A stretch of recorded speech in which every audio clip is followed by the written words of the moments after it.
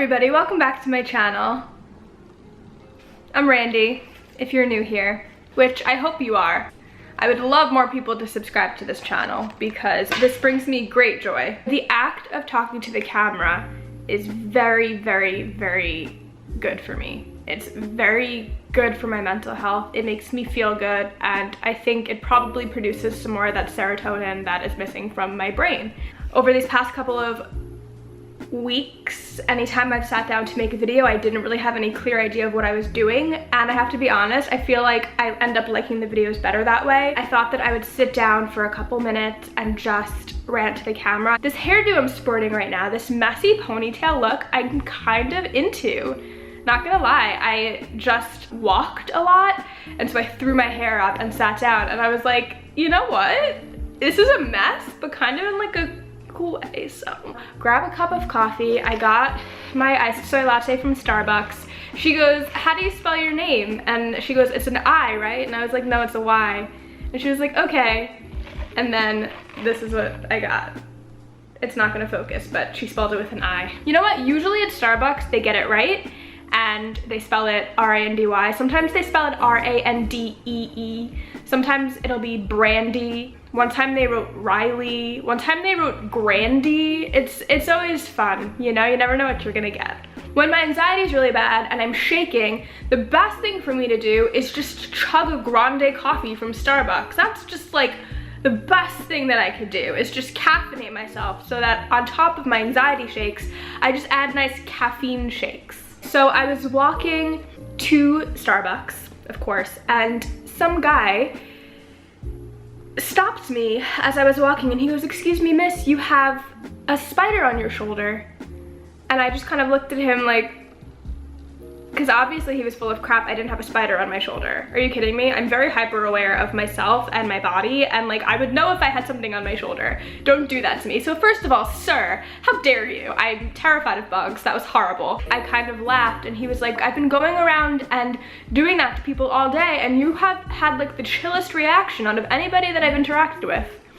And I was like, first of all, why are you doing that? Why are you going around telling people they have bugs on them all day? Are you okay? And then of course he comes over and uses it as an excuse to strike up a conversation with me and ask me for my phone number and if I wanted to like get drinks with him. I want to put this out there genuinely. If you are a lesbian, if you are a girl interested in girls and not guys, and a guy approaches you and hits on you, I have this kind of inner conflict that goes on, and I'm being so real here. Two things. Number one, growing up, I never felt desirable to boys. I never felt like boys were interested in me. I was never the girl that boys had crushes on. I always felt, to put it bluntly, ugly. And I had no self-esteem, I had no self-worth, and I really, really struggled with that as a kid. I remember I used to like put towels over my mirrors when I was younger, and I used to write in my diary like, why don't boys like me? I just wanted boys to like me. And at such young impressionable ages, we're taught so early on to identify our worth based on how boys see us. Even so much as like being told we couldn't wear tank tops to school because it could distract the boys. I mean, all of those very, very little simple things that are ingrained into our brain from the start. It's just all about how the boys are seeing us and how they're perceiving us and what that means to us and how we view ourselves. And for most of my adolescent life, boys didn't notice me and boys wanted nothing to do with me. And on the other end of that, I also didn't want anything to do with boys because I was gay. I didn't realize I was gay until later on, but I was gay and I wasn't attracted to boys. So the battery died, and hopefully this is somewhat in the same like area that it was before. Let's get back to the conversation that I started. So, growing up, it was a very specific internal conflict that I feel like other gay girls could probably relate to. I don't know, maybe some don't.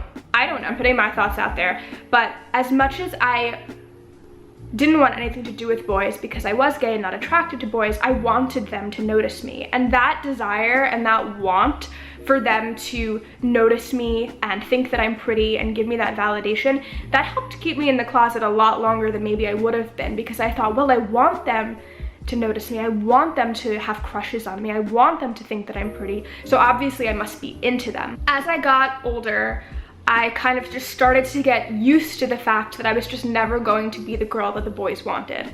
That I was never going to be that girl that a boy saw and asked for her number. Over these past couple of years, things have changed. I have changed a lot, both physically and mentally, since I was a teenager, and even just over the past couple of years, a lot has changed for me. I've been through a lot, I've done a lot of growing, and now when I go out, I get different reactions from guys than I used to get when I was younger. But to this day, when I'm walking down the street or when I'm out, if a guy does hit on me, that young teenage girl will tend to be the first part of me that comes out in a situation. That girl that just wanted to be noticed, that just wanted to feel beautiful, will come out. And now, as an out lesbian who has no desire to pursue anything with men, if a guy hits on me, I still have trouble rejecting them. And this is something that I've struggled with for a while now. I have trouble saying no. I spent so long feeling worthless. I genuinely believed that I wasn't worthy of saying no.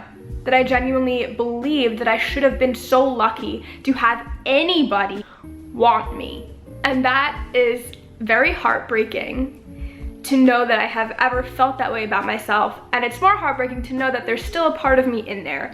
There's still a part of me that feels that way, and that's really hard. So the whole reason that I'm talking about this is because when that guy came up to me today, I genuinely had trouble telling him that I wasn't interested. I genuinely had trouble rejecting him because there's still that huge part of me, that little bully inside of my brain that convinces me that I'm not worthy of that. On the other end of that, there's the whole I'm a lesbian thing. So if a boy does show interest in me, it's like sometimes, unfortunately, you do need to kind of scope out the situation to see if it's safe to say, you know, I'm not interested in men, I'm a lesbian. Most of the time I won't do that because I've had crappy experiences in the past. That's still something to this day that I struggle with, unfortunately.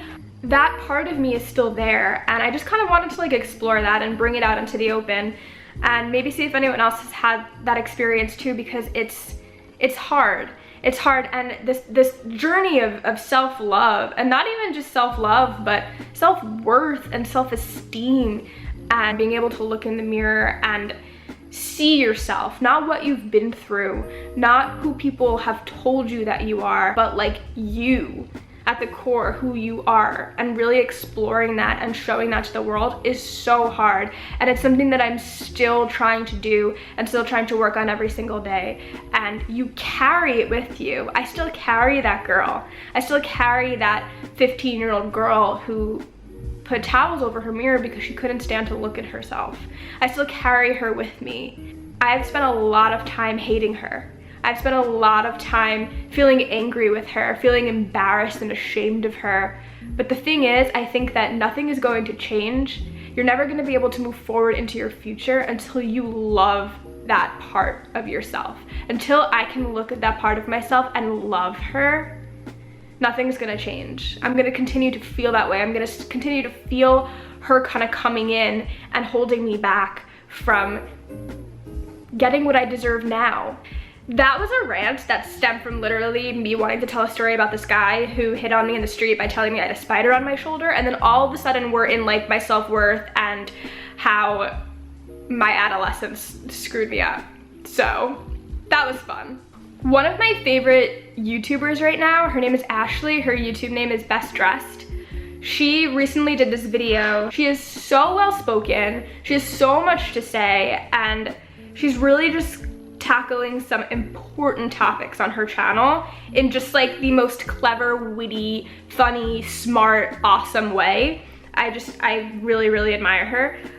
She has this video called The Ugly Truth About Beauty Standards and My Insecurities, and I was watching it and it just like, it sparked so much in me, and I related to so much of what she was talking about, the way that I've perceived myself my whole life and how it continues to play into everything today, and how hard it is to break that thought process. In my last video, I sat down and I wasn't wearing makeup, and I sat down to talk to the camera, and multiple times throughout my last vlog, I was like, oh no, I didn't put makeup on, or let me just warn you, I'm not wearing makeup. And then I had to sit with myself, like, why did I feel the need to say that? Why are we so trained to just instantly apologize? Why am I turning on the camera and apologizing for my presence? Why am I walking out into the world and feeling shock and disbelief that somebody would show interest in me? Why is that so ingrained in me? Where did that come from? And being able to explore that is what, first of all, therapy is great for, because so much influences it and it's really hard to undo. A huge thing for me, a word that I feel like I use a lot, is unlearning, because we learn a lot that needs to be unlearned later on in life. And that process is really hard, especially when you're older. And a lot of people say, especially for people who are members of the LGBT community, sometimes you feel like you're going through your adolescence in your 20s. Because for me, I mean, this is like for me specifically, obviously I don't want to speak for other people. My specific experiences, I didn't get to have the teenage experience that a lot of my friends did. I very much was an empty vessel, and I was scared to explore who I really was. I was scared to explore myself. I was scared to get to know myself because she terrified me. So instead, I filled myself up with how people perceived me. If somebody told me I was funny, I was funny. If somebody told me I was this, I was this. I was just kind of a puppet where you pulled the string and I would dance. And that's really how I saw myself, and that's how I acted. I would put on different masks every day depending on who I was around, depending on what people seemed to like and respond to, and that's who I would be. And you can only do that for so long. You can only put on that charade for so long until you start to feel painfully suffocated by your own body and by your own brain, because you never learned who you are. And it wasn't until these past couple of years that I finally looked at myself and I was like, I need to fill up this emptiness, and nobody's gonna be able to do that for me. I have to do that for myself. And that process for me has really only started over these past couple of years. So for me, all of that exploring that I kind of watched my friends do, self-exploration, exploring, you know, romance and who they are and what they like and what their interests are and how they feel, I feel like I've really been doing now in my 20s. And when you're gay, it adds like a whole layer on it, because I was also repressed and in denial. I've always felt like a late bloomer, just in every aspect. I'd always felt a little bit like I was held back by repression and bottling up everything I was going through and not allowing myself to go through it, to feel it. And that can be hard, especially when you're comparing yourself to people who haven't had that experience, but maybe who are the same age and who seem ahead of you in certain areas of life.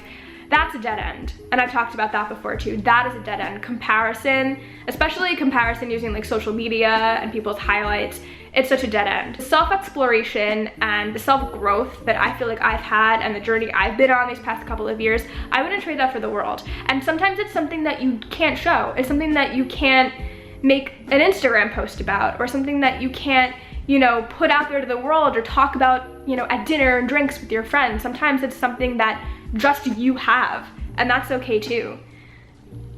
Wow, I'm getting really deep. Should I post this? But yeah, this is all over the place. This is real word vomit. No, it was actual vomit.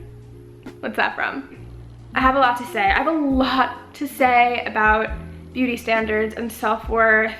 Like, I just think about myself at 15 years old, and if I was able to go on YouTube and just like watch some girl with a ponytail talk about her struggles with self-esteem and self-worth and her growth with it, it would have helped me so much. So that was my rant on like self-worth and being gay, and what the hell did I just rant about? Thank you for listening to this. If you like this kind of word vomit video, take a shot every time I've said word vomit, let me know, like this, and I will definitely sit down to make more. I also plan on making more vlogs because I really enjoyed making that vlog last week. I love making these videos. I think that it's so much fun. It's so cathartic. You gotta find what adds joy to your daily life and hold on to it and pursue it. It's important, and I really enjoy making these videos, so I'm gonna keep on doing it. Whether people watch or not, I'm gonna keep on doing it because it is so much fun for me. So I'm gonna go finish up my coffee. Thank you so much for watching this. There is more to come, so please subscribe if you would like more of me and my high ponytail, because we will be back soon. Look at my highlight. My highlight is kind of doing it today. It's kind of doing it. It's either that or sweat. I just talked so much. You know what? I feel a little bit better. That was really helpful. Love that for me.